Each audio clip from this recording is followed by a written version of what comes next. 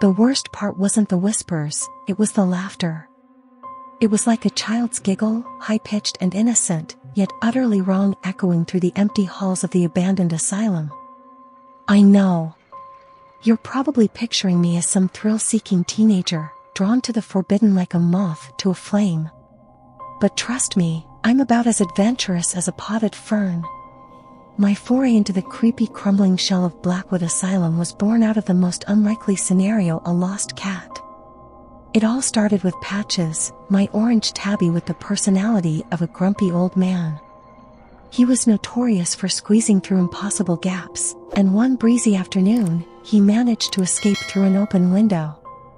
I scoured the neighborhood, calling his name until my throat was raw, to no avail. Then, a local teenager mentioned seeing a ginger cat dart towards the abandoned asylum at the edge of town. Blackwood. The very name sent shivers down my spine. Closed for over 2 decades, it was a decaying monument to forgotten suffering. Stories still circulated about the unethical experiments, the questionable treatments, the screams that echoed through the night. But the thought of Patches being trapped in that desolate place outweighed my fear. So, armed with a flashlight and a mounting sense of dread, I ventured into the overgrown grounds. The wind held like a banshee, tugging at the loose window panes and rattling the rusted metal gates. Inside, the air was thick with dust and the smell of neglect. Each creaking floorboard, every sigh of the wind sent a jolt of fear through me. As I explored the labyrinthine corridors, the whispers began. Faint at first, barely audible over the building's groans, they grew louder, more distinct. They were whispers in my native tongue, fragmented sentences that made no sense. But the chilling timbre sent goosebumps erupting on my skin. The laughter, however, was different. It wasn't a sinister cackle or a maniacal scream.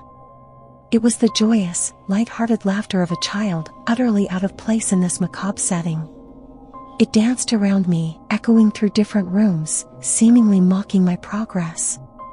Driven by a desperate hope to find Patches, I pushed on, ignoring the whispers and the unsettling giggles. I searched dormitories where beds stood empty, their metal frames contorted in bizarre shapes. I peered into padded cells, the walls scribbled with cryptic messages that sent shivers down my spine. Then, I found it. A small, orange fur ball huddled in the corner of a dusty playroom, its eyes wide with terror. Relief washed over me, momentarily erasing the chilling experience. As I scooped Patches into my arms, the laughter reached a crescendo, filling the room with its unsettling innocence. But just as I turned to leave, a new sound joined the symphony of horror. A voice, raspy and ancient, spoke directly behind me. "You shouldn't be here." I spun around, my flashlight beam cutting through the darkness. A figure stood in the doorway, shrouded in shadow. Its form was skeletal, its features obscured by the gloom. The only detail I saw clearly were its eyes, 2 glowing embers burning with an unnatural intensity. Panic seized me. I fumbled with the flashlight, dropping it to the floor with a clatter. The sudden darkness amplified the sound of my ragged breaths and the pounding of my heart. Then, silence. A cold, skeletal hand clamped over my mouth, stifling my scream. It was strong, unnaturally strong, and its touch sent a wave of icy dread through me. The figure leaned in close, its raspy voice a mere whisper against my ear. "They like you," it rasped, the words sending shivers down my spine. "They like the laughter." Before I could react, the figure released me and vanished into the shadows.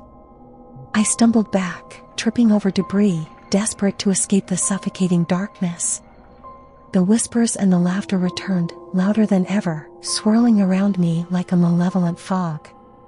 I don't remember how I found my way out of the asylum. All I know is that I ran blindly, fueled by primal fear, until I burst through the rusty gates and into the cold night air. Patches, sensing my terror, burrowed deeper into my jacket, his purrs a small comfort in the face of the immense terror I felt. I made it back home, shaken and utterly traumatized. Patches is safe, curled up on my lap as I tell you this, but the memory of that night remains vivid, etched in my mind. The whispers, the laughter, the touch of the skeletal hand, these are things I cannot shake. And the most terrifying part? I have no idea what they were, or why they found my fear so amusing. But one thing is certain, I will never, ever set foot in Blackwood Asylum again. The incident became a local legend, whispered amongst friends and dismissed as the ramblings of a frightened cat owner. But I knew the truth, a truth that gnawed at the edges of my sanity. The whispers refused to be silenced.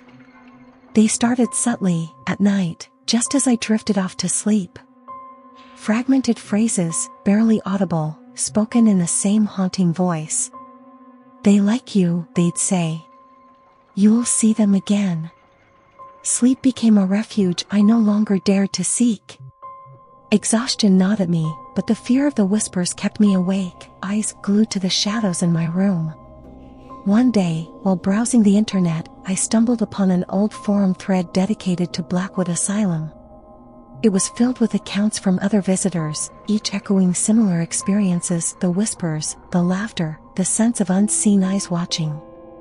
But one particular entry grabbed my attention. It was from a local historian who delved into the asylum's forgotten records. He spoke of a series of unethical experiments conducted on children, focusing on the manipulation of fear and its psychological effects. The project, codenamed Project Mimic, was ultimately shut down due to ethical concerns and the disappearance of several test subjects. A cold realization dawned on me. The whispers, the laughter, the touch, they weren't figments of my imagination. They were the remnants of Project Mimic, echoes of the children's fear, trapped within the walls of the asylum, forever seeking an outlet. The thought filled me with a horrifying sense of responsibility. Was I truly liked by them, or was I simply another test subject, unwittingly drawn into their realm of suffering? Driven by a morbid curiosity and a desperate need for answers, I decided to contact the historian. He listened intently to my story, his voice grave as he confirmed my suspicions. He offered a chilling explanation. The asylum was built upon an ancient burial ground, he said, his voice barely a whisper. The energy, the suffering, it amplifies their presence, allows their voices to be heard. He warned me to stay away, to find a way to shield myself from their whispers. But the idea of leaving them trapped, unheard, gnawed at my conscience. After much research, I discovered a Tibetan Buddhist practice aimed at appeasing restless spirits. It involved reciting specific mantras and burning incense, creating a space of peace and acceptance. Though skeptical, I decided to give it a try. Every night, I'd light the incense and repeat the mantras, my voice trembling in the silence. The first few nights were the hardest. The whispers intensified, their taunts laced with desperation. But slowly, ever so slowly, they began to fade. It took weeks, maybe months, but the whispers eventually ceased. The oppressive silence that followed was unsettling at first, but it was preferable to the constant barrage of fear. Today, I still struggle with the memories of that night.